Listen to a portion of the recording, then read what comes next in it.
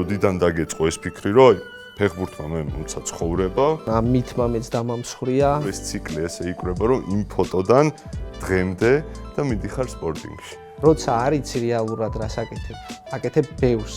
26 მარტზე როგორ არ გითხო.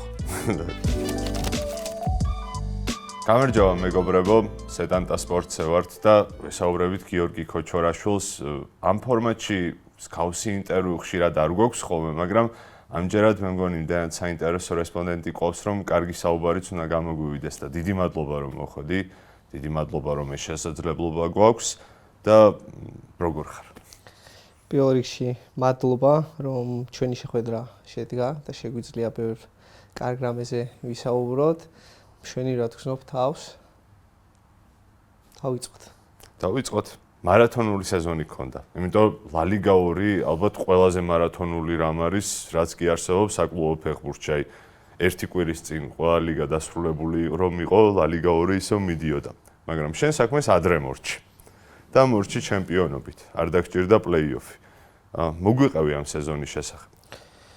რთული სეზონი იყო, იმიტომ რომ სეგუნდაში როგორც მოგიხსენება მეორე დივიზიონში არის 42 თამაში და თუ კიდე გაგიჭიანურდა შეიძლება 4 და მეტი თამაში მოგიწიოს სათამაშოდ. ერთი თამაშით ადრე გავინახდეთ ლა ლიგაში გადასვლა, რაც ყველას ოცნება იყო, იმიტომ რომ ბევრჯერ არ ხდება შენ ცხოვრებაში რომ გახდე რამის ჩემპიონი, მაგრამ რა თქმა უნდა ხა ჩემი ოცნება არ ყოფილა გამختارიყავი სეგუნდა დივიზიონის ჩემპიონი, მაგრამ როცა ხდები ძალიან მაგრად გიხარია და ვიცი რაც მაქვს გაკეთებული და რაც მთლიანად გუნცაა გაკეთებული ამ სეზონში, რომ ეს ყველაფერი მიგვეღწია.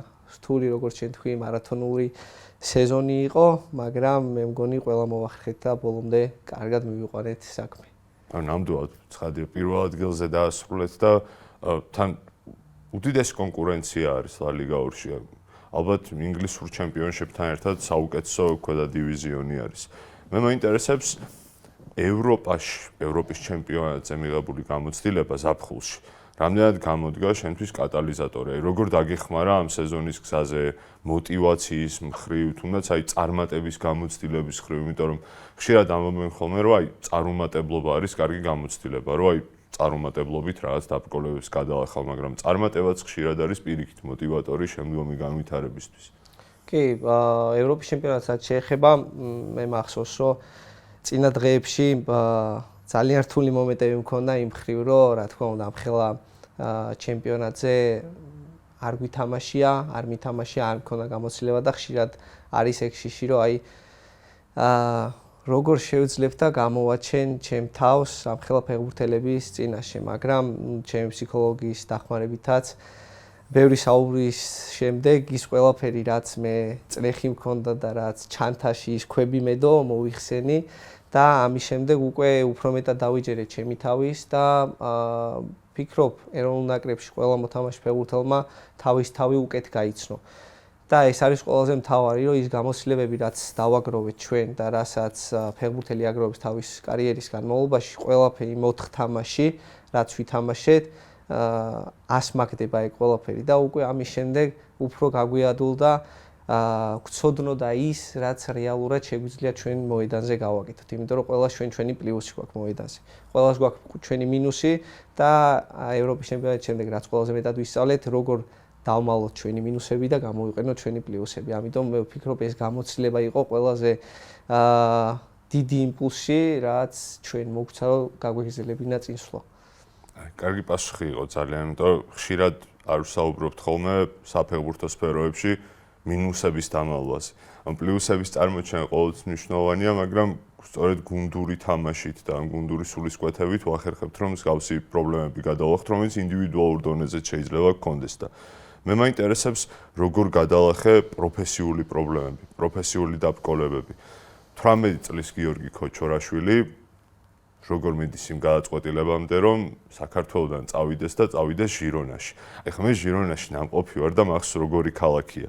რაღაც ეს მონუმენტალური ქალაქია, ხელნაკეთი ქალაქია თითქოს, აი თან რაც ხესთან მუშაობა უყვართ, ეგეთ ქუჩებში მახსოვს უამრავი მაღაზია და საკმაოდ ნაცრისფრად მახსოვს ეგ ქალაქი მაინც.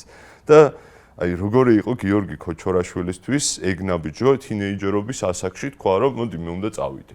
და უცალოდ ჩემი თავი იქით. მე მგონი ყველაფერი უფრო ადრე იწყება, როცა ფეხბურთის თამაშს ვიწყებ, როცა 2010-ში ესპანეთი ხდება მსოფლიო ჩემპიონი, აქედან გამომდინარე უკვე მეც ვიწყებ იმაზე ფიქრს, რომ მინდა ის ფეხბურთი ვითამაშო, სადაც მაგალითად ბარსელონაში რონალდინიო თამაშობდა ისეთ ჩემპიონატში, სადაც ზიდანი ღებულობდა მონაწილეობას და უკვე ვიცოდი რომ რაღაც მომენტ შეიძლებოდა მომხდარიყო, რომ მე ოჯახის დატოვება მომიწევდა, რომ წავსულიყავი და ჩემი გზა მომეძებნა.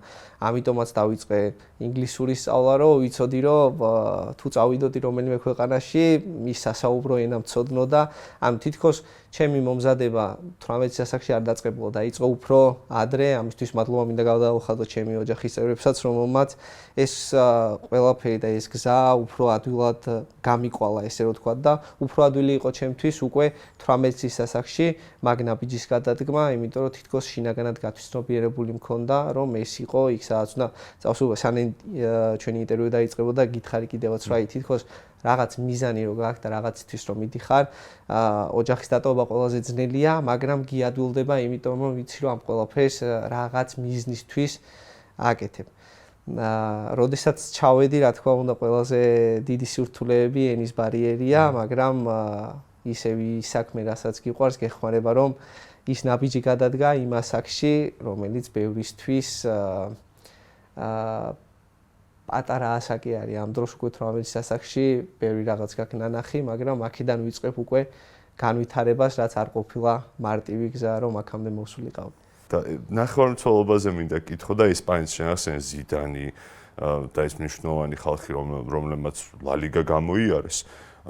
რა აქცევს ესპანეთს ასეთ განსაკუთრებულად კონკრეტულად სამწვრთნელო კუთხით, ან ტაქტიკური კუთხით, რომ ნახევარმცველი ამდენად იხვეწება იქ თამაშით?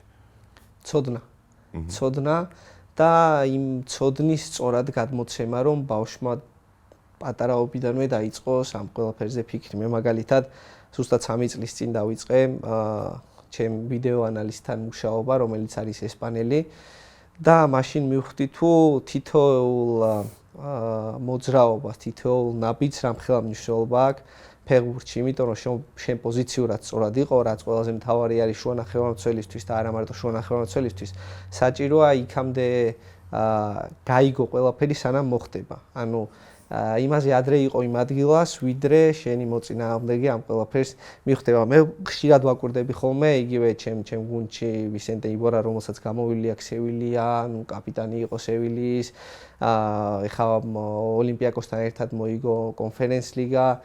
რა თქმა უნდა, რო ვაკვირდები, თითქოს ბავშვობიდან ისე უნერგავენ, რომ როგორ უნდა იყოს ნახევარ ბრუნში, როგორ უნდა იდგეს, რაზე უნდა იფიქროს. ეს ყველაფერი ყოველ ვარჯიშზე პასი გადაცემა რო არის, იქიდან იწყება ყველაფერი. ამ დროს ჩვენ ზოგჯერ პასი გადაცემა რო არის საქართველოში, იმ ხელ ყურადღებას არ ვაქცევთ. ხარა და ყველაზე მნიშვნელოვანია როგორ მიიღებ, რა ინფორმაციას იღებ. და მაგ დეტალებს როცა აკვირდები, უკვე მოედანზე გადიხარ და უკვე იცი რაც უნდა გააკეთო, სანამ შენ გუნდელს ბურთი აქვს, ან სანამ ის ბურთს მიიღებ, რაზე უნდა იფიქრო. და ეს უკვე გაქცევს იმ ფეხბურთელად, არ არის საჭირო რომ იყო ყველაზე სწრაფი. არ არის საჭირო რომ იყო ყველაზე ტალანტური ან ტექნიკური. და მე ვფიქრობ, ფეხბურთს ყველა თამაშობს ჩვენი გონებიდან და ჩვენი თავიდან. შენ თუ ადრე ხედავ, რა თქმა უნდა, არიან გამორჩეული ფეხბურთელები, რომელსაც თავის ტალანტი აქვს და თუ კაცი არ მოატყუე, არ გამოვა და ეს ყველაფერი სისწრაფეში ხდება. მაგრამ უფრო შუა ნახევარდაცვაში ყველაფერი ეგ საჭიროა, მაგრამ უფრო მეტად საჭირო არის იმაზე სწრაფად იფიქრო, ვიდრე შენი მოწინააღმდეგე. ფიზიკური აღზრდა არის ფორუმის თავარი თემა, ერთ-ერთი, რომელსაც შენ ატარებ და მაინტერესებს აქედან რომ წახვედი ფიზიკურად რამდენად მზად იყავი იმ გამოწვევებისთვის, რომელიც გელოდა ესპანეთში. ანუ ესპანეთი ხშირად არის აქამდე როგორც ტაქტიკური მექა ვთქვათ, ხო? როდესაც აი მწვრთნელი მოვა და აქტიურად სწრაფად გელაპარაკება, ყველას გონია რომ ესპანელი მწვრთნელები აუცილებლად პეპ გვარდიოლასავით ლაპარაკობენ ესე აფექტურად და თითქოს აი ფიზიკური აღზრდა თითქოს რაც მეორე მხარეს გადის არ არის იმდენად მნიშვნელოვანიო. მოდი დაგვიმსხვრი ეს მითი აქვე, გითხარი რა სირთულეებს გადააჭრა. დაგიმსხვრევ მაგმიც, იმიტომ რომ მე თვითონ ამ მითმა მეც დამამსხვრია და მომიწია თავიდან ამეწყო ჩემი თავი, იმიტომ რომ ყველა მეუბნებოდა საქართველოში ახლა მოუმზადებელი არ წავსვლა ფიზიკურად და მეგონა რომ ფიზიკურად იმაზე მზად ვიყავი ვიდრე სხვა ჩემი თანაგუნდელები რომლებიც ესპანეთში დამხვდნენ ამ დროს ყველაფერი პირიქით არის აქ ვიცოდი რომ რაც შეიძლება ბევრი უნდა მერბინა რომ წავსულიყავი და მაგალითად თაში მერბინა 10 კილომეტრი ან იმაზე მეტი გამეკეთებინა ვიდრე ვიღაც აკეთებს ამ დროს ყველაზე დიდი მინუსი ეგ არის იმიტომ რომ როცა არ იცი რეალურად რას აკეთებ ბევრს და ეგ გავნებს ხშირად. ანუ ჩვენ საქართველოში გვაქვს ეგ ფიქრი, რომ ბევრი უნდა იშრომო, ბევრი უნდა ირბინო, ივარჯიშო, რა თქმა უნდა, ეს ყველაფერი კარგია, მაგრამ ყველაზე მნიშვნელოვანი არის ცოდნა, როგორ ივარჯიშო, რა არის შენთვის მნიშვნელოვანი, რა კუნთები უნდა განივითარო. რაში გჭირდება 10 კილომეტრიანი მარათონი? გჭირდება? მე ვგონი რომ ფეხბურთში არ არის საჭირო. საჭირო არის იმ სისწრაფეებზე ივარჯიშო, რასაც რეალურად თამაშის დროს იყენებ. თამაშის დროს შეიძლება 90 წუთიდან 10 წუთი, 15 წუთი სიარული მოგიწიოს, იმიტომ რომ პოზიციურად ისე თამაშობდე, რომ რა თქმა უნდა, მე მეგონა რომ ფიზიკურად მზად ვიყავი, მაგრამ ყველაზე ცუდად ვიყავი ფიზიკურად, იმ ხრივ რომ იმაზე დიდი დატვირთვა მქონდა, ვიდრე ჩემ თანაგუნდელებს ესპანეთში.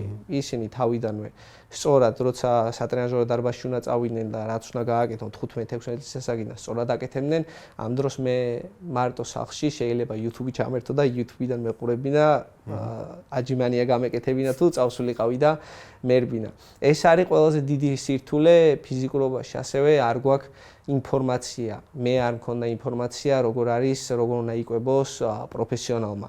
ჩემო მშობლებმა გააკეთეს ყველაფერი, რომ მე ის კვება მქონოდა, რაც რეალურად გჭირდება, მაგრამ არ დავმალავდა ჩვენო მშობლებმა ხშირად არ იციან რა არის შენთვის საჭირო, რომ განვითარდე უფრო მეტად. ეს ფორუმიც ამას ეხება.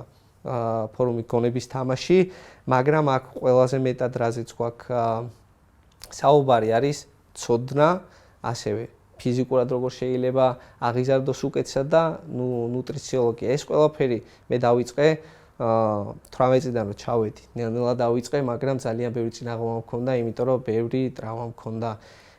ვერ ვიაზრებდი თუ ფსიქოლოგიურად თუ არ ხარ სწორად მიმართული, როგორ შეიძლება შენმა თავმა ცუდი როლი ითამაშოს და უფრო მეტად დაგღალოს, უფრო მეტად ტრავმიანი გაგხადოს.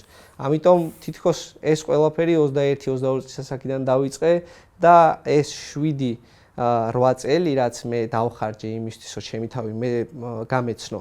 მინდა რომ იმ ბავშვებმა, რომელიც დღეს საქართველოში იზრდებიან, ერთ თვეში და ორ თვეში მიიღონ ის ცოდნა, რაც მე დავხარჯე, რომ ის ხალხი მეპოვა ამ წლების განმავლობაში, ვინც ამ ყველაფერს უფრო ახლოდან გამაცნობდა. ეს არის ჩემი მიზანი. ჩემთვის გასაოცარია ის ფაქტი, რომ ამ ყველაფერზე ფიქრი დაიწყე ასე ადრე. მეც მაქვს ხოლმე ხშირად ის შეგრძნება, რომ აი ფეხბურთმა რაღაც ძალიან ბევრი მომცა ცხოვრებაში, საერთოდ სხვა განხრით, აი შენ შეიძლება პროფესიულად მოგცა ფეხბურთელი ხარ და შენი ყოველდღიურობა ეს და ანუ უდიდეს სცენაზე ხარ, მაგრამ ჩემთვისაც უბრალოდ ის იყო, რომ ბავშვობიდან მიყვარდა რაღაც და მინდოდა რომ დამებრუნებინა უკან. უბრალოდ ჩემთან ეს ბევრად გვიან მოვიდა, ასე ვთქვათ, 30-ს რო გადავწდი და აი რა მიგიყვანა და როდიდან დაგეწყო ეს ფიქრი, რომ აი ფეხბურთმა მე მომცა ცხოვრება და მე ან ვალდებული ვარ, ან კარგი იქნება თუ ამას ვიზამრომ, უბრალოდ გადავცე ხალხს ჩემი დაგროვილი ცოდნა. ეს არ არის ისეთ თვისება, რომელიც ადამიანს შეიძლება ადრეული ასაკიდან უცებ გამოაჩნდეს. ანუ ჩემთვის ეს რაღაც განსაკუთრებულია ჩვენ ამას მომნებ. ზუსტად ჩემ ფსიქოლოგს ან უყვარს ხოლმე მედიტაციაზე საუბარი და რეფლექსიაზე, რაც გეხმარება იმის, რომ გაანალიზო რეალურად რატო აკეთებ რაღაცას ან რატო ხდება ეს ყველაფერი და ერთ-ერთი კითხვა რაც მქონდა ყოველთვის 22 წლის ასაკამდე ყოველთვის ვიძახი რომ ფეხბურთი ვალდებულია რომ დამიბრუნოს ის სამუშაო რასაც მე ვაკეთებ ყოველდღიურად. ამ დროს რო დავფიქრდი ფეხბურთმა მოუცა ყველაფერი. ფეხბურთმა მოუცა ის მეგობრები რაც დღემდე მყავს, ის ახალი თანაგუნდელები, რომელსაც ყოველწლიურად ვიძენ, ის ხალხი, რომელიც დღეს ჩემ გვერდით არის, იმიტომ არის, რომ ფეხბურთმა შემახვედრა, ის ახალი ენები, რომელიც მე ვისწავლე, იმიტომ რომ ბურთი მეგორავებინა და აქედან დავიწყე ყველაფერი. ის ახალი ქვეყნები, რომლებიც მე გავიცანი, ეროვნული ნაკრები, რომელიც ყველას ოცნება თამაში და დაიცვა შენი ქვეყანა, იმიტომ მოვახერხე, რომ ფეხბურთს თამაშობ, ამიტომ მე ვფიქრობ იმაზრამდე მივედი, რომ ფეხბურთმა ყველაფერი მომცა და ყველაფერი რაც მაქვს ფეხბურთი მაძლევს და მე უნდა დაუბრუნო მას. და ყველაზე კარგი მაგალითი ჩემთვის რაც არის დაბრუნების, რომ ის ცოდნა, რასაც მე ვიღებ დღეს, გავაზიარო და ჩემთვის არ დავიტოვო მარტო, იმიტომ რომ ხშირად ხვდებით ადამიანებს, რომლებიც წარმატებას აღწევენ, მაგრამ იმ ყველაფერს თავისთვის იტოვებენ. ჩემთვის ეს ყველაზე დიდი მინუსი არა, ყველას თავის გადაწყვეტილება, მაგრამ ჩემი ცხოვრების აზრი რო თქვა, არის ის, რომ გავაზიარო ის ცოდნა, რასაც მე ყოველდღიურად ვიძენ და დავეხმარო იმ ადამიანს, რომელსაც შეიძლება ცოტაოდენ მეტი ჭირდება, იმიტომ რომ მე მახსოვს, როცა 18 სასახლეში ვიყავი და ის დახმარება მჭირდებოდა, შეიძლება არ მქონდა, რომ იმ ხალხისგან ისეთი რაღაც მომესმინა, რაც 18 სასახლეში მომცემდა საშუალებას, რომ იგივე ჟირონას პირველ გუნდში დამემკვიდრებინა ადგილი, იმიტომ რომ ფსიქოლოგიურად უფრო სხვა სტრესი მქონდა, ფიზიკურად ისე არ ვიყავი მზად. მე ვფიქრობ ეს არის ის გამოცდილებები, რაც მე გამოვიარე, მაძლევს მაგის საშუალებას და მაგაზე ფიქს. შენი გამოცდილებები გაქვს და დარწმუნებული ვარ, რომ შენც იმდე რაღაცას აკეთებ და იმდე რაღაცას გააკეთებ, რაც რეალურად შენ თავზე გამოცდილი და არ გინდა რომ სხვამ გამოცადოს და მაგიტო დაეხმარები. ვფიქრობ ეგ არის მთავარი ჩემი მიზანი. ერთ მნიშვნელოვან ადამიანზე მინდა კითხვა, რომელიც სიმბოლურად გიკავშირდება. ზაფხულში ვირუსულად გავრცელდა ფოტო, რომელშიც საქართველოს ამჟამინდელი ნაკრების ფეხბურთელები ბავშვობის ასაკში კრისტიანო რონალდუსთან ერთად რომ ხართ. ახლა გამოვიდა ისე რომ შენ გადადიხარ იქ, სადაც ყველაფერი დაიწყო რონალდუსთვის. ნუ თლად ყველაფერი არა, მადეირას კი თამაშობდა მანამდე, მაგრამ გადავიდა სპორტინგში, სპორტინგში დაიწყო მისი დიდი კარიერა.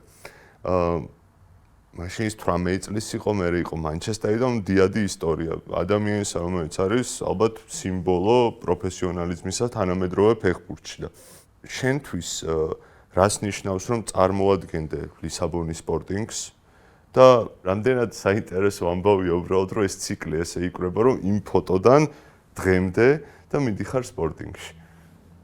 ეს როგორი შეგრძნება უბრალოდ ეგ გითხარი რომ აი რამდენად გიფიქრია მაგაზე რომ ის მომენტი და დღევანდელობა როგორ უკავშირდება ერთმანეთს. ფეხბურთს ყველაზე ცუდი რაც აქვს თითქოს ის მომენტები რაც ხდება შენ ცხოვრებაში ხა ამ მომენტში ისევე რა გიქვამ როგორც მაგალითად შეიძლება 10 წლის შემდეგ 15 წლის შემდეგ როდესაც მე კარიერას დავამთავრებ და გადმოვიხედები უკან წესდაიგით უფრო მეტად შევიგრძნობ ამ ყველაფერს.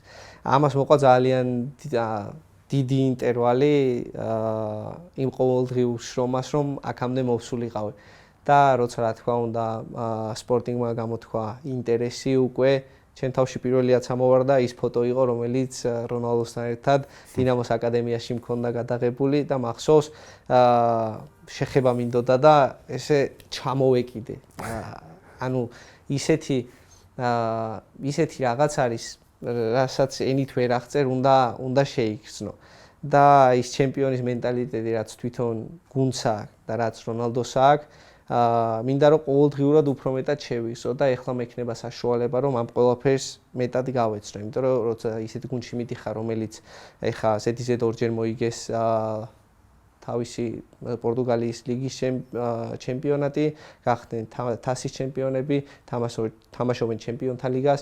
რა თქმა უნდა, ეს არის უკვე ის ჩემპიონის მენტალიტეტი, რომელზეც მე ამდენი ხანია მუშაობ და რაც ეს ჩემშია და მინდა უფრო მეტად გაბრწყინდეს ეგ ყველაფერი. გასვლით შეხვედრას უყურე და იქ იყო ესეთი მარტივი კადრი, კასტალონში მიდიხარ თამაშზე და როგორ ხვდებიან ფანები და როგორ ელაპარაკები შენ მათ. პირველ რიგში ხედავ კულტურას და ხედავ ესპანეთში როგორ უყვართ ფეხბურთი და მე გიყურებ შენ და ხედავ რამდენად სწორად გაქვს გააზრებული შენი როლი და რამდენად კარგად გესმის თუ რას ნიშნავს იმ ფანისთვის თუნდაც შენთან ესეთი მარტივი ინტერაქცია. და ჩემთვის მნიშვნელოვანია ხოლმე ადამიანური ისტორიები და ბმა ფეხბურთელისა და ადამიანის, ფანის ამ შემთხვევაში. და რა მას გზნობდი ესპანეთში და თქვათ როგორ შეიძლება განსხვავდებოდეს ეს ქართული ისტორია შენი და ქართველი ფანების ურთიერთობა. ან რა აქვს საერთო? მე მგონი საერთო ყველას გვაქვს, რომ ყველა ძალიან მაგრა გვიყვარს ფეხბურთი. როცა ყველაფერი კარგად მიდის, ყველა ერთმანეთის გვერდში ვდგავართ. რაც ბოლო წლებში ვიგზენი, ასევე არის, როდესაც საქმე ისე არ მიდის და მაინც შენ გვერდით აგზელებენ დგომას. ეს არის ფეხბურთის ყველაზე დიდი ღირებულება, იმიტომ რომ იგივე კასტელიონი რო აიღო, ჩვენ ვერ მოვახერხეთ და ვერ გადავედით მეორე ლიგაში. მაგრამ ამის და მიუხედავად ის ხალხი, რომელიც ყოველდღიურად და ყოველ კვირას თამაშზე მოდიოდა, იმ ხელა სიყვარულს გამოხატავდა, რომ უბრალოდ არ შემიძლია, რომ ეს სიყვარული მე მათ არ დაუბრუნო, იმიტომ რომ მეც ვიყავი ბავშვი, როდესაც პატარა სურათს გადავიღებდი ან პატარა რაღაცას მაჩუქებდნენ მიხაროდა და ვიცი რა რეაქცია შეიძლება კონდეს მე რომ იმ სურათს გადავიღებ ან ჩავეხუტები, ვიცი რამხელა სითბოს მიღება და გამოხატვა შეიძლება მაგ ყველაფრისგან. და ეს ყველაფერი ჩვენ ნაჩუქარი არ გვაქვს. ვიცი რომ რამხელა შრომა არის მშობლებისთვისაც, რომელმაც ყოველ კვირა ბავშვი უნდა მოიყვანონ, რომ თამაშზე დაესრონ კასტელიონის ფორმით, ან იგივე ეროვნული ნაკრების ფორმით, შენ უნდა გადაიხადო ფული, რომ დაესრო და თამაშს უყურო. არ არის ადვილი, რომ ყოველ კვირა იმ თამაშზე იყო და ამიტომ ჩემთვის ძალიან მნიშვნელოვანი არის, რომ ყველა ადამიანს ისე მოეპყრო, როგორც ბოლო ადამიანი იყოს, ვისაც ნახულობ შენ. იმიტომ რომ არავინ არ იცის იმ ადამიანმა რა გააკეთა იმისთვის, რომ შენამდე მოსულიყო. ალბათ ეს არის ყველაზე მნიშვნელოვანი, რომ ყველა ადამიანი, ვინც შენთან მოდის იმ გულის ტკივილით ან პირიქით იმ სიყვარულით, ხელი გაუშალო და ჩაეხუტო. ფორუმის მეორე მნიშვნელოვან თემაზეც მინდა გესაუბრო, ეს არის მენტალური ჯანმრთელობა, მენტალური მდგრადობა, რომელიც ხშირად რატომაც ისე არის, რომ რატომაც არა ამას თავის მიზეზები აქვს, ალბათ რომ თუნდაც საქართველოში მამაკაცები ნაკლებად ვლაპარაკობთ ამაზე, ხო? აი, თითქოს ჩვენ არ გვაქვს მენტალური პრობლემები და თითქოს ყველაფერი უნდა გადავაგოროთ ჩვეულებრივად, იმიტომ რომ ყველა ელოდება, რომ შენ იქნები შენ პიკურ პერფორმანსზე ყოველთვის. კაცი თუ ხარ, ქართველი თუ ხარ, როგორ შეიძლება რომ თავს ვცნობდე ცუდად. და მე შენთან საუბარში ხა რამდენჯერმე ჩავავლე იმ მომენტს, რომ აი თითქოს ინგლისურად ვიტყვი ups and downs რომ აქვს ადამიანს და რაღაც მომენტში შეიძლება იყოს შენს ნულოვან წერტილზე, შეიძლება იყოს შენს 100%-იან წერტილზე. მე მგონია რომ აი ეგ მომენტები კარგად გაქვს აღქმული და დაფიქსირებული და თითქოს აი შენს მინუს წერტილსაც ეჭიდები და პლუსსაც რომ აი აღმაფრენაში როდის იყავი და როდის იყავი ძირს დაცემული ვთქვათ.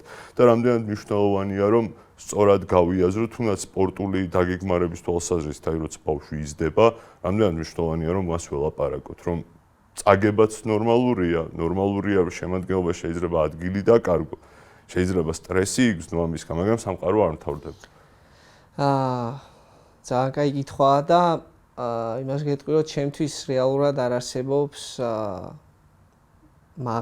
მაღლასვლა და დაცემა, იმიტომ რომ იგივე მოგება და წაგება. ჩემთვის მე სხვანაირად დავიწყე, როცა ჩემ ფსიქოლოგთან დავიწყე პირველად საუბარი, იგივე მოგებაზე და წაგებაზე საუბარი, რა თქმა უნდა, არავის არ მოწონს, როცა გამოხვალ და თამაშს წააგებ, მაგრამ უფრო სხვანაირად დავიწყე ყურება, როდესაც მაგალითად თამაშს წავაგებ, ვიცი რომ მეორე დღე მაქვს იმისთვის, რომ არა რომ ხელები ჩამოყარო, არამედ პირიქით ის ვნახო ის შეცდომები, რაც რეალურად მე დავუშვი და უფრო გავძლიერდე შემდეგი თამაშისთვის. თუ მოვიგებ, იგივე ხდება.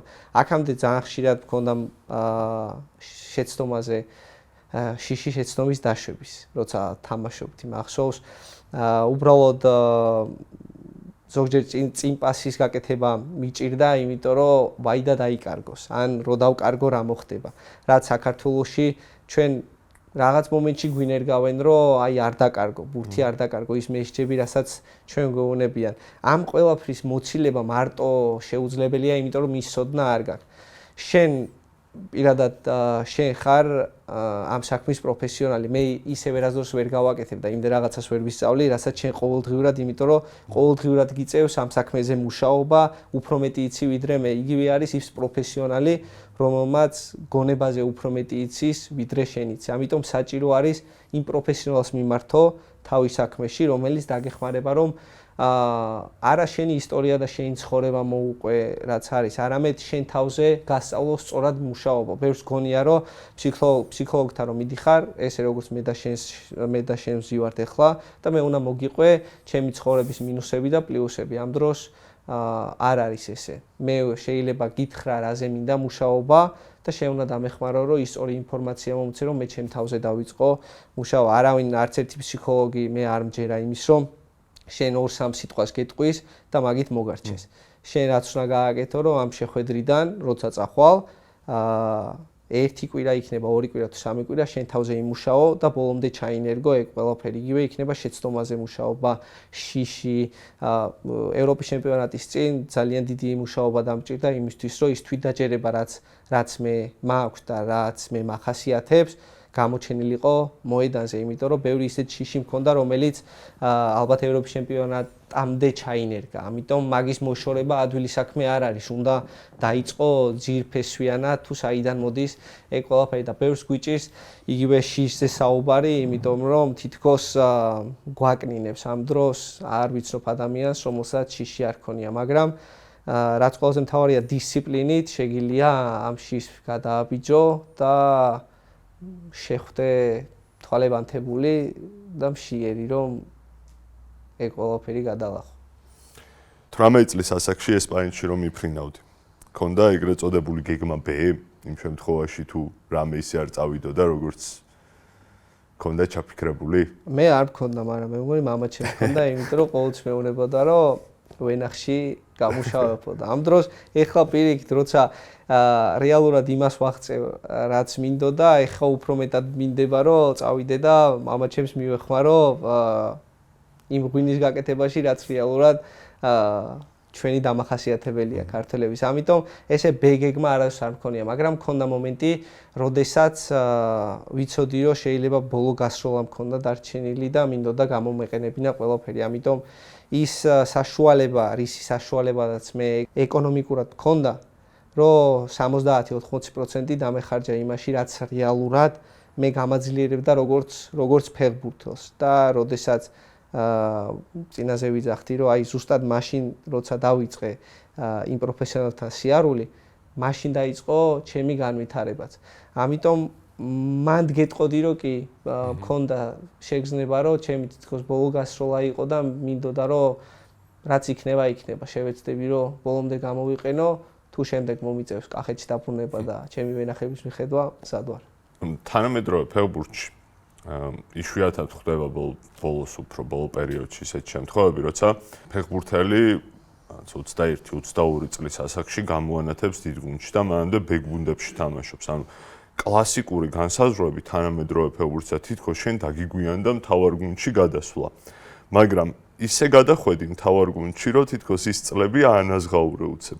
აი რა მოხდა ამ პერიოდში? აი ეგ სირთულე მაინტერესებს, იმიტომ რომ ესპანეთში ძალიან რთულია, 25 კაციანი განაცხადია, იქ უნდა მოხდა, მე კანტერანოებს ცალკე კვოტა აქვთ და არ არის მოკლედ მარტივი, რომ ახალგაზრდა ფეხბურთელმა ბ გუნდიდან შეაღწიოს მთავარ გუნდში. აი ეგ გარდატეხა მაინტერესებს შემ შემთხვევაში მენტალურადაც და მოედანზეც როგორ მოხდა?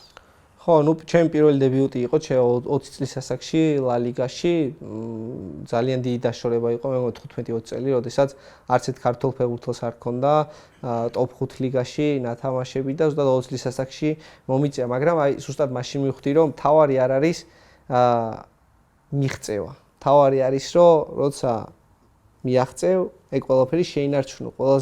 ყველაზე რთული გზაც არის გასავლელი, ხშირად მეუნებოდნენ, მაგრამ არ ვიცოდი რაში მდგომარეობდა. ყველაზე ადვილად ვინც ახერხებს და ისწავლოს ყველაფერი პატარა ასაკიდან, როგორც ახლა მაგალითად იამინ იამალი რო ავიღოთ. რამდენი წლისაა 16-17 ასაკიდან უკვე თამაშობს, იმიტომ რომ ყველაზე მთავარი არ არის რამდენს ისწავლი, არამედ რამხელა დროში მოახერხებ ამ ყველაფრის ცოდნას, იმიტომ რომ მე ის რაც დღეს ვიცი, რომ ესწავლა 35 წლის ასაკში, წესი და რიგით ვერ ვიქნებოდი ამ დონეზე, მაგრამ ეს ყველაფერი რომ ესწავლა მე 18 წლის ასაკამდე, ან 20 წლის ასაკამდე, უფრო სხვა დონეზე ვიქნებოდი.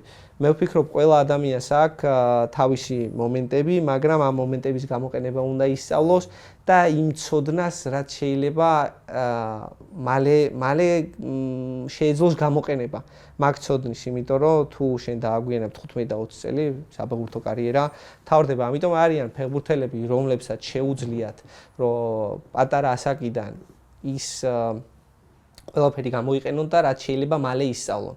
რაც ყველაზე მნიშვნელოვანია ფეხბურთში რომ მალე აითვისო, რასაც გეუბნებიან. ალბათ ეგ იყო რომ შეიძლება დავაგვიანე რაღაც მომენტში მაგ ყველაფრის ცოდნა და მიღება. და ამ ყველაფერზე მე დიდი მუშაობა მომიწია.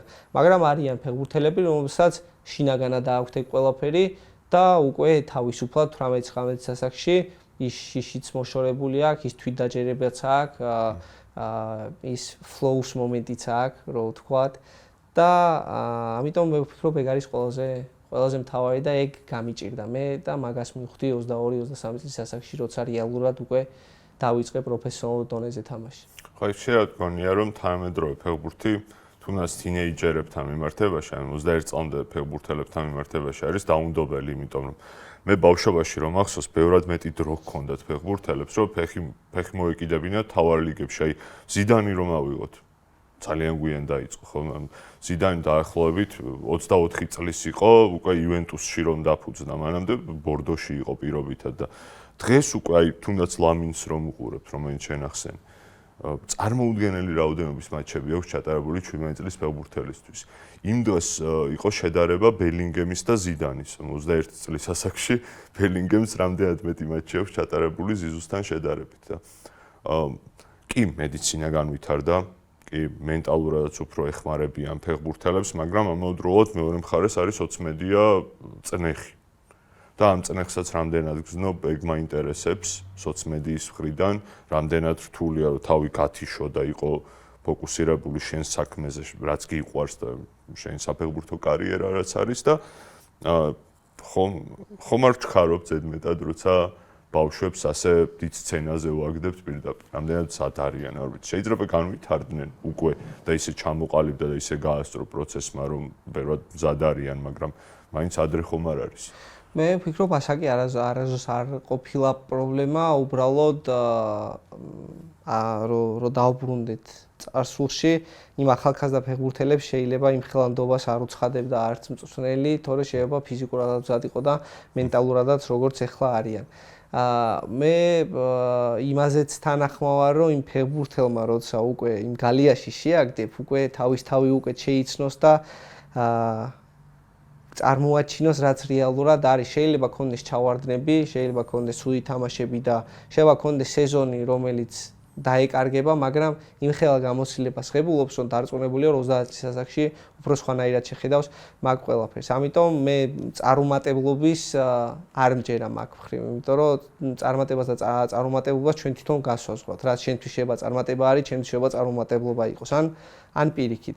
რაც შეეხება სოციმედიას, რა თქმა უნდა, ძალიან დიდი წნეხი არის ხშირად, მაგრამ გააჩნია როგორ გამოიყენებ. მე ვფიქრობ, ჩვენთვის მთავარი არის სწორად კომუნიკაცია და სწორი კომუნიკაცია გქონდეს იმ ხალხთან, ვინც რეალურად ჩვენის ჯერა ან არ ჯერა. ამიტომ სოციალური ქსელის გამოყენება მე ვფიქრობ საჭიროა მაგ მხრივ, მაგრამ უნდა იცოდეს შენი ლიმიტები, რა შეიძლება, იმიტომ რომ ხშირად არის ხოლმე მომენტები და ხშირად მქონდა ხოლმე ჩემ მშობლებს უფრო მეტად, როცა მაგალითად ერთ ჩემ სურათზე არის 100 კომენტარი და 100 კომენტარიდან შეიძლება ერთი იყოს ცუდი კომენტარი და ოჯახის წევრს ისეთ კიო ის ერთი კომენტარი. რომ საბოლოოდ შენც გაიძულებს, რომ ეგ ყველაფერი გეტკინოს. მე ხშირად ვცდილობ, რომ ყავს ადამიანი, რომელიც მეხმარება მაგ ყველაფერში, რაც მთავარი არის, რომ ყავდეს ესეთი ადამიანები გვერდში, რომლებიც დაგეხმარებიან. და რაც შეიძლება ნაკლებად ვიკითხო, ის სიახლეები, რაც ჩემზე იწერება, იმიტომ რომ ზოგჯერ ისეთი სიახლეები იწერება, რაც რეალურად მეც არ ვიცი. და ზოგჯერ მეც რატო არ გითხარით ოჯახის წევრებს, მეც არ ვიცი რა ხდება. ამიტომ სწორად გამოყენება ყველაფრის არის მნიშვნელოვანი. ვინ გეხმარება? ეგეც ვითხარ. აი ვინ არის შენი მთავარი დასაყრდენი, თუნდაც ფეხბურთს მიღმა, ესე რომ ვთქვა. ესე ერთი ბურჯი არ მაქვს. ბევრი ბურჯი არის, რომელიც ამ ყველაფერში მეხმარება და ხშირად ვკითხულობ აზრებს როგორც ჩემი ოჯახის წევრებიდან, იმიტომ რომ სიმართლე სიტყვი და ჩემი ოჯახის წევრების აზრს ყოველთვის დიდი განსაზღვრა ჰქონდა ჩემთვის. ეხლა შეიძლება უფრო მეტად შევეწინააღმდეგო, ვიდრე ამას ადრე ვაკეთებდი, იმიტომ რომ უკვე ჩემი გამოცდილებაც მაქვს, მე სხვანაირად უყურებ რაღაცას, ასევე ის პროფესიონალები, რომლებიც ჩემ გუნდში არიან. იგივე ჩემი ფსიქოლოგი, რომელიც ჩემი მეორე დედა არის, ესე რომ ვთქვათ, იმიტომ რომ ბევრი ისეთ რაღაცაში მეხმარება, რაზეც საუბარი მაგალითად ზოგჯერ ჩემი ოჯახის წევრებთანაც არ შემიძლია, არც ჩემ შეყვარებულთან შემიძლია. ასევე ჩემი ფიზმოზადების მწვრთნელი, რომელიც რეალურად უფრო მეტად ჩემი მეგობარია და ჩემი ძმა არის, ესე რომ ვთქვათ, ვიდრე უბრალოდ ფიზმოზადების მწვრთნელი. ხშირად ვეკითხები აზრს, ასევე რა თქმა უნდა, იგივე ნუტრიციოლოგი, თითქოს ეს გუნდი, რომელიც შეიკრა, ყველას ისეთ რაღაცას ვეკითხები, რაც ვიცი რომ მათი დახმარება დამჭირდება. ამიტომ მე ვფიქრობ, არ არის ერთი შენობა, რომელიც მარტო ერთ ფუძეზეა, არამედ თითქოს ის ფუძე შეკრული არის სხვადასხვა ბურჯისგან. ეს ბურჯი ვახსენეთ და ძალა, რომელსაც ის გაძლევს, ხო, ბურჯები, რამდენიმე და რა არის მინდა აი ამ პატარა საკითხიდან ერთი კონკრეტულ, რომელიც არის გიორგი ქოჩორაშვილი, გადავიდეთ უფრო დიდზე, რომელიც აერთიანებს 25-26 ადამიანს, საქართველოს ნაკრები. და რა არის შენი აზრით საქართველოს ნაკრების თავარი ბურჯი? ან თუნდაც შევხედოთ ასე, რა არის საქართველოს ნაკრების თავარი ძალა? დისციპლინა. და დისციპლინა არ არის ის, რომ მარტო ის გააკეთო მოედანზე, რაც გევალება, ან რასაც გავალებენ, არამედ რაც აქამდე გეუბნებოდი, რომ ყველას უკვე გათვისნობიერებული გვაქვს, რით შეგვიძლია, რომ ჩვენ ერთმანეთს დავეხმაროთ მოედანზე და ვფიქრობ, მაყურებელმა და გულშემატკივარმა ეს ყველაფერი შეიგნო, შეითვისა და გაითავისა, რომ ისინი ყველაზე მნიშვნელოვანი არიან ამ თამაში და თითქოს მათი გარშემო ეს დახმარება გვაძლევს საშუალებას, რომ ერთმანეთს დავეხმაროთ, იმიტომ რომ ყველაზე დიდი ბურჯი რაც გვაქვს ჩვენ ნაკრებში არის, რომ რაც არ უნდა შეცდომა მოხდეს, მე დაგეხმარები შენ რომ გამოვასწორო, მაგრამ მე რომ შეცდომა მომივა, ვიცი რომ შენ დამეხმარები რომ ის შეცდომა გამოვასწორო. თუ გოლს გავიტანთ, ვიცი რომ ერთად დავღნიშნავთ ყველა. თითქოს ეს არის, რომ მე შენთვის ყველაფერს გავაკეთებ და გავიღებ და ვიცი რომ შენ ჩემთვის ყველაფერს გაიღებ. ეს არის ყველაზე დიდი ძალა, რაც ეროვნულ ნაკრებს აქვს და არა მარტო ეროვნულ ნაკრებს, არამედ მთლიანად საქართველოსაც გვაქვს, რომ ვიცით რომ როდესაც რაღაც გვიჭირს ან რაღაც გაჭირვება აქვს, ერთმანეთს მხარში დაუდგებით და როცა ბედნიერად ვართ, ვიცით რომ ამას აღვნიშნავთ. იგივე ხშირად ვეუბნები ხოლმე ჩემ ესპანელ მეგობრებს, რომ ქართლის დედა რას წარმოადგენს და ყველაზე ნათელი მაგალითია, რომ თუ სიყვარული გინდა, დაგპატიჟებ, თუ ომი გინდა, მაგისთვისაც მზად ვართ. ამიტომ მე ვფიქრობ, ეს ყველაფერი გათვითცნობიერებული გვაქვს და თითქოს მოედანზე გვაქვს შერწყმული. 26 მარტზე როგორ არ გითხო? როგორ აუვაროთ გვერდი 26 მარტს შეუძლებელია და ერთი კონკრეტული მომენტია მან ჩემთვის მნიშვნელოვანი. ბევრი იყო უკვე ნასაუბრები აქამდეც ფეხბურთელებს ბევრჯერ კითხეს ამასთან დაკავშირებით აზრი, მაგრამ შენ შემთხვევაში უეჭვალოდ უნდა დამესვა ეს შეკითხვა, როგორ გადაწყდა რომ პირველ პენალტს შენ ურტყამდი? ფიქრობ რომ თამაში მე ხშირად ბოლო 3-4 წლის განმავლობაში ხშირად ვარჯიშობდი პენალზე, იმიტომ რომ მინდოდა რომ გამეუმჯობესებინა და ვიცოდი რომ რაღაც მომენტში შეიძლება მომწეოდა პენლის დარტყმა. თან ყველაზე რთული მომენტი ის იყო, რომ ზუსტად მაგ პენლის წინ, რაც შეიძლება ბევრმა არ იცოდეს, ვალიადოლიդთან ლევანტეს შემადგენლობაში როცა დავარტყი მეკარემ მოიგერია. ეგ ზუსტად ხდება სადღაც 2 თვით ადრე.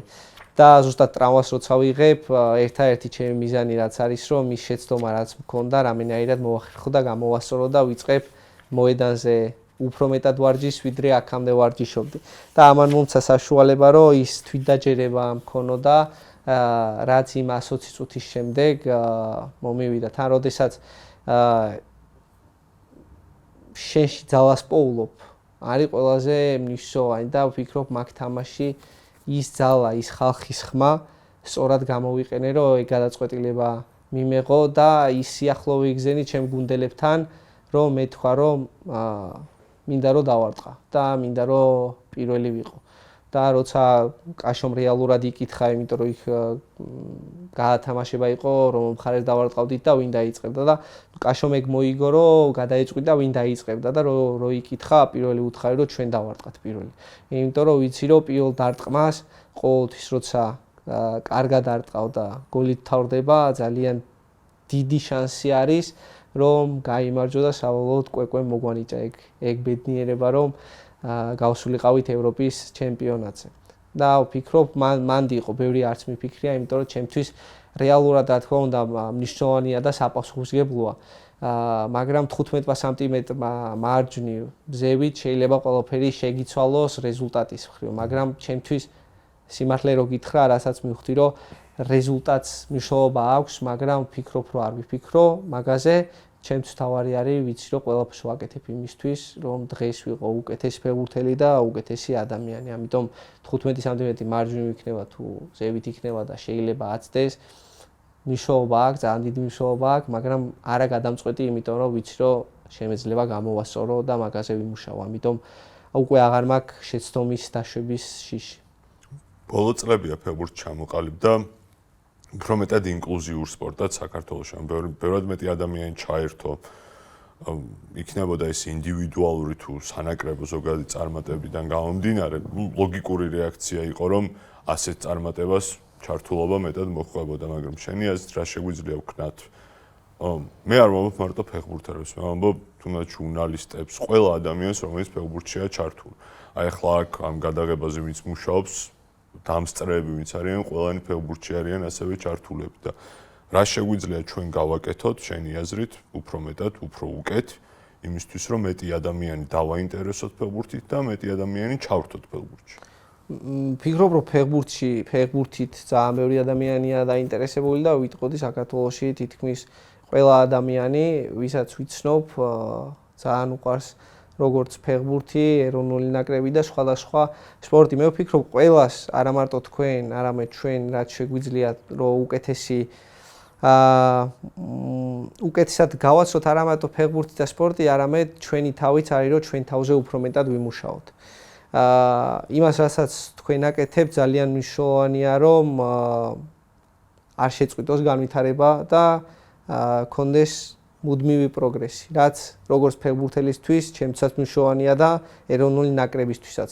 ამიტომ ყველაზე მთავარი არის რომ ის შეცდომები, რასაც იმიტომ რომ შენზე კარგად არავინ არ იცის, რა შეცდომას უშვებ, ან ჩემზე კარგად არავინ არ იცის, რა შეცდომა სუშვებ ყოველდღიურად, იმიტომ რომ ჩემთან ერთად ყოველდღიურად არავინ არ არის. მარტო ვარ ჩემ თავთან და ვიცი რომ ღამე როდესაც მივდივარ დასაძინებლად, რა გავაკეთე კარგი, რა გავაკეთე ცუდი. ამიტომ ვფიქრობ ეს არის რომ ყველამ გავაანალიზოთ იმ დღეს და იმ მომენტში, როდესაც ყველა ჩვენ თავთან მარტო ვრჩებით, თქვათ რომ დღეს უკეთესი ვიყავი, ან ცოტა უარესი ვიყავი. რა გავაკეთო იმისთვის, რომ ხვალ უკეთესი გავხდე და უკეთ დავეხმარო იმ ადამიანებს, ვისაც ეს რეალურად უფრო მეტად ჭირდება.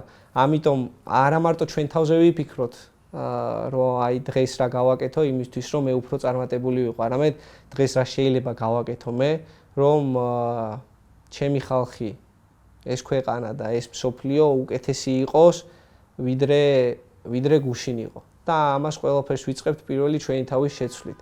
იმიტომ სანამ შენ სხვის შეცვლას დაიწყებ, მანამდე პირველი შენი თავი უნდა შეიცნო და შეცვალო. და მე ვფიქრობ, ეს არის ყველაზე მნიშვნელოვანი თითოეულ საქმეში, რასაც დღეს ვაკეთებთ, იმიტომ რომ ყველა საქმე არის მნიშვნელოვანი. მე რომ დღეს ეხა კამერის უკან დამსვა, ისე ვერ გავაკეთებ იმ საქმეს, როგორც ჩვენი მეგობარი აკეთებს. ამიტომ ვფიქრობ, ეგ არის რა ყველაზე მთავარი. მე თვისება ნაკრებში დავინახე. და დავინახე არა მაშინ როცა ვთქვათ ევროპის ჩემპიონატზე გავედით ან ევროპის ჩემპიონატზე ჯგუფიდან გავედით ჩემს იყო მნიშვნელოვანი რომ ენახა პირველი დაცემა ვთქვათ არ ვიცი ამდენად იყო დაცემა დიდი წარმატების შემდგომ და შემდგომ მაინტერესებდა რამდენად სწრაფად ადგებოდა ფეხზე ნაკრები და ერთა ლიგაზე იყო მომენტი როცა დავიწყეთ აღმაფრენით თავიდან ძალიან მაღალ დონეზე ჩატარდა პირველი ორი შეხვედრა. ჩეხეთთან ალბათ არ ვიცი, ვისთანაც ერთ უყურებდი იმას, ყველასთან შევთანხმდი, რომ ალბათ საქართველოს ნაკრების ისტორიის საუკეთესო მატჩი იყო ესე კონკრეტული აღებული. სადაც აი მართლა იმდენად დიდი დომინაცია დავინახი ნაკრებისა, ვერ წარმოვით არ მჯეროდა რომ მაგას ჩემი თვალით ოდესმე ვნახავდი მართლა ამდენიმე წლის უკანო გადავახვიე და შემდგომ ამას მოხდა დიდ აღმაფრენას, მოხდა თითქოს ისეთი შედეგები, რომელსაც არ ველოდით, იმიტომ რომ გავთამამდით მაყურებელზე გულისხმობ მე არ ვამბობ ფეხბურთელებს, ამ თითქოს მოლოდინებიც უფრო მაღალი ქონდა, ხო? ამ ვარდნას კი მოხდება სომხეთთან ის შედეგი, რომელიც დავაფიქსირეთ და ხარისხობრივად ტაქტიკური თვალსაზრისითაც, თუნდაც როგორ მზად იყო ნაკრები იმ მატჩებისთვის, ნუ ეს ჩემთვის გასაოცარი იყო. იმიტომ რომ ასე სწრაფად ფეხზე წამომდგარი საქართველოს ნაკრები წარსულში ჩემთვის იშვიათობა იყო. ხშირად განგრძობითი ვარდნა იყო შემდგომად, თავისუფალ ვარდნაში გადავდიოდით თითქოს. რა შეიცვალა მენტალურად ამ ხრივ, იმიტომ რომ შენასენა ეს მზაობა, ეს ურთიერთობა, რომელიც გაქვთ და რამდენიმე დღის წინ იკა კვეკვესკირიც ამბობდა, რომ აი ძალიან მოშვებულები ვართ ხანდახან და ეს პირიქით გვეხმარებაო. დისციპლინა კი გვაქვს თამე, მაგრამ შეგვიძლია რომ გავერთოთ პერიოდულად კემპში როცა ვართ და ეს უბრალოდ გვაახლოვებს ერთმანეთთან. შენ როგორ ფიქრობ? ხო, რთული კითხვა, მაგრამ შევეცდები მარტივად გაგსე იმ ხრივ, რომ იგივე შენ თამაშები ის ორი თამაში ახსენე, რომელიც რეალურად ძალიან მაღალ დონეზე ჩავატარეთ და მოვახერხეთ, რომ პირველი 6 ქულა აგვეყოდა, მაგის შემდეგ უკვე ისე არ გამოვიდა საქმე, როგორც ჩვენ ამას ველოდებოდით და ამას უკვე ვილისთან ერთად საუბარშიც და გუნდშიც საუბარშიც მივხვდით, რომ როცა ადამიანი უფრო მეტად თვითდაჯერებულია, ვიდრე ეს საჭირო არის და უფრო მეტად ზოგჯერ უფრო მეტად ჯერა თავისი თავის, ვიდრე აქამდე შერო და თითქოს რაღაც მომენტი არის, როდესაც უფრო მეც აკეთებ, ვიდრე ამას გავალებენ, ან რაც გევალება. ზუსტად პლუსებზე და მინუსებზე რომ მქონდა საუბარი, მაგ დროს იწყებ უკვე ყველაფრის გამოყენებას. პლუსებსაც გონია რომ მინუსებიც გამოგივა და უფრო მეტის გაკეთებას იწყებს და მე ვფიქრობ, ეგ იყო ყველაზე დიდი მინუსი, რაც ჩვენ დაუშვით, რომ ისე დავიჯერეთ ჩვენი თავის, რომ რეალურად და ისე დავაჯერეთ ხალხსაც ჩვენი თავის, რომ მოგვიწია ისევ დაბრუნება ქვევით. და ამას რატო ვიძახი?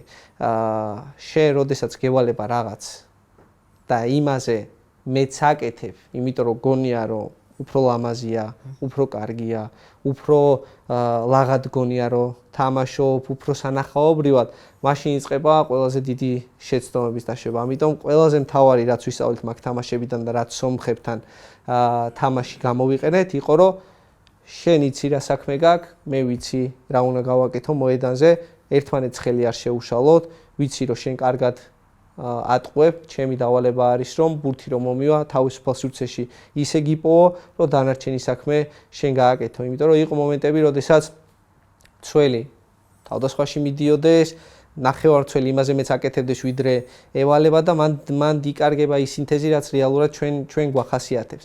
და ეგ იყო სომხეთთან, რომ ყველას ჩვენი მინუს და პლუს გათვითცნობიერებული ქონდა და ვიცოდით რომ მე რო ჩემ პლუს გამოვიყენებ, მე გაძლევ საშუალებას და გავალდებულებ რომ შენის პლუს გამოიყენო რაც გაქვს. ამიტომ ვფიქრობ რომ ეს ბალანსი უნდა დავიჭიროთ და გავაგზავნოთ და იმაზე მეტი არავინ არ გააკეთოს, რასაც არ ავალდებულებენ, ან რაც რეალურად თავის თავში არ არის და არ დაიწყოს მაგის ძებნა მოედანზე. მოედნის გარეთ შეიძლება იმუშაო ძალიან ბევრი მაგ ყველაფერზე, მაგრამ მოედანზე უკვე როდესაც ხარ და წარმოვადგენ საქართველოს ეროვნულ ნაკრებს, ის უნდა გააკეთო, რაშიც ლიდერი ხარ და რაშიც ძლიერი ხარ. იმიტომ რომ ეროვნულ ნაკრებში მაგიტო გიძახებენ, რომ რაღაც ასპექტში გამორჩეული ხარ, იმაზე მეტად ვიდრე სხვა ფეხბურთელი. და არ არის მარტივი რომ ეროვნულ ნაკრებში მოხვდე, იმიტომ რომ ძალიან ბევრი ადამიანი ცხოვრობს საქართველოში და ძალიან ბევრი ადამიანი თამაშობს ფეხბურთს, როგორც სხვადასხვა ქვეყნებში და გაქვს ძალიან ცოტა ადგილი, რომ იმ ადგილას მოხვდე. იმ ადგილას ვერ მოხვდები, თუ შენი მინუსებით დაიწყებ თამაშს. უნდა იპოვო ისიძლიერე და ნელ-ნელა გააძლიერო. საქართველოს და საქართველოს წარმოჩენა დიდ სცენაზე უკვე შენთან ერთად მოხდა პრინციპში ეს პროცესი, ფლიანად ერთად გაიარეთ შენ და ნაკრები. და ახლა კიდევ ერთხელ ახვალ ევროპის ერთ-ერთ დიდ უმთავრეს სცენაზე, რომელსაც ქვია ჩემპიონთა ლიგა. ხო, ცოტა რო ვამბობ უკვე ამ სიტყვებს, სადაც ისეთ შეგრძნავს, აი წლების წინ მქონდა სანატრელი რომ ქართველები გვეხილათ ჩემპიონთა ლიგაზე. და აი პლეი-ოფიდან ვცდილობდით ამ პირველი საკვალიფიკაციო არა მარტო ქართულ კლუბებს, არამედ ზოგადად სხვა უცხოურ კლუბებში მოთამაშე ქართველებს ეს დავყვებოდით ნაბიჯ-ნაბიჯ. ახლა ისე არის ისეთი მოცემულობა გვაქვს რომ მინიმუმ 3 ქართველი იქნება მომავალი სეზონის ჩემპიონთა ლიგაზე. კვარა, მამარდა და შენ. შესაბამისად ეს ნიშნავს იმას, რომ ბევრად მეტ ქართველს ექნება შენი თამაშის ხილვის საშუალება. კი, ლევანტეს თამაშები ჩვენთანაც გადიოდა სეტანტა სპორტზე და უყურებდათ ამ გულშემატკივარს და მე მიკვირდა რამდენი უყურებდა კიდე. მართლა გაკვირვებული ვიყავი სასიამოვნოდ და ახლა მთლად უმთავრეს სცენაზე, სადაც ყველა თვალი შენკენ იქნება მომართული, აი რას ნიშნავს შენთვის? აი როგორი შეგრძნება არ ვიცი. მე ვერ წარმოვიდგენი ახლა. ეხა შენ საუბარში ნელა უფრო მეტად ვაცნობიერებ თუ რა ხდება და სად მომიწევს თამაში მაგ მხრივ. და რატო გეუნები მაგას? იმიტომ რომ ფეხბურთელის კარიერაში რაც წინაზე გითხარი, თითქოს იმ მომენტებს იმ ხელმისაწვდომობას არ ვანიჭებთ, იმიტომ რომ ვიცით რომ ჩვენი გეზი არის იმ ადგილამდე და უნდა წავიდეთ, უნდა ვიაროთ, უკან არ უნდა მოვიხედოთ, იმიტომ რომ უკან მოხედვაში დროს კარგავ და თითქოს ყოველთვის ერთ რაღაცას რომ მოიგებ, ან ერთ რაღაცაში რომ გაიმარჯვებ, უკვე მეორის მოსაგებად მიდიხარ და იმას დიდ სიამოვნებას, ისეთ სიამოვნებას ვერ ღებულობ, რომელსაც უნდა ღებულობდე.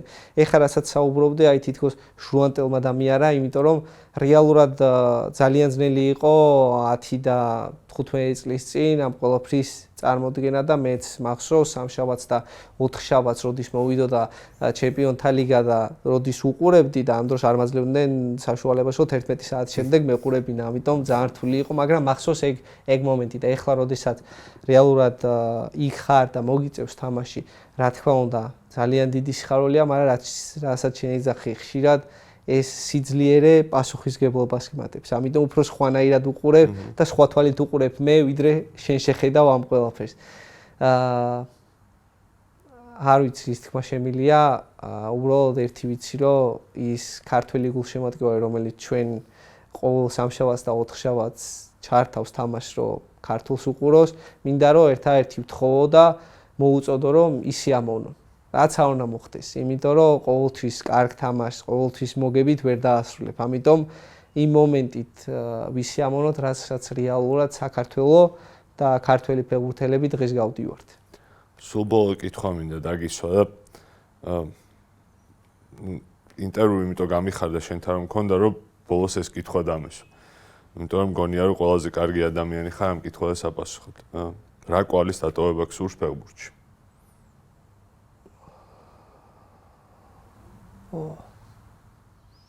კარგი კითხვა.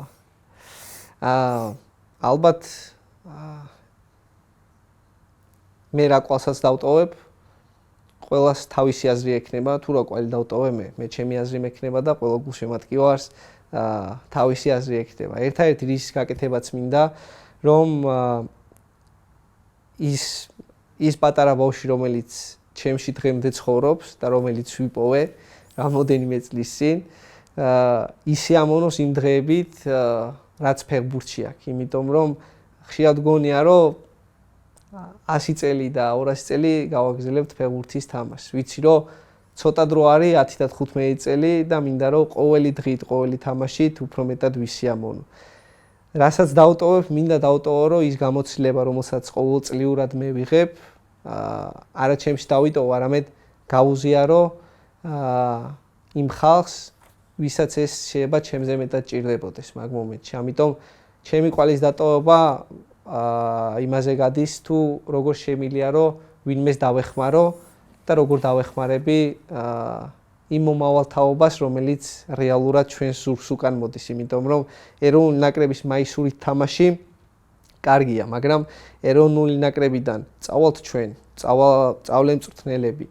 ერთადერთი რაც დარჩება, იქნება ჩვენი გერბი, რომელიც მაისურზე გვექნება და ის მაისური, რომელიც 20 და 25 წლის შემდეგ დღეს რო ბავშვი არ დაბადებულა ჯერჯერობით, ჩაიცმევს და ითამაშებს. ამიტომ ჩემთვის თავარი არის, რომ ეს მაისური, როდესაც მე მორჩები საფეხბურთო კარიერას, ისეთ ადგილას ჩამოვკიდო, სადაც იმ ადამიანს ეცოდინება, რომ იმის მიღწევად მარტო საკმარისი არ იქნება, რომ უბრალოდ ფეხბურთი ითამაშოს, არამედ საკმარისზე მეტი უნდა გააკეთოს და ფეხბურთს უნდა მიუძღვნას თავი, რომ ის ხალხი ბევრად გაახაროს და ბევრად ასიამოვნოს, ვიდრე ეს მე გავაკეთე. ეს არის ჩემი მიზანი და ეს იქნება დიდი ღვაწლი, რისი დატოვებაც შემეძლება მე ფეხბურთისთვის. ამიტომ ეს არის ჩემი გზა და ჩემი გეზი.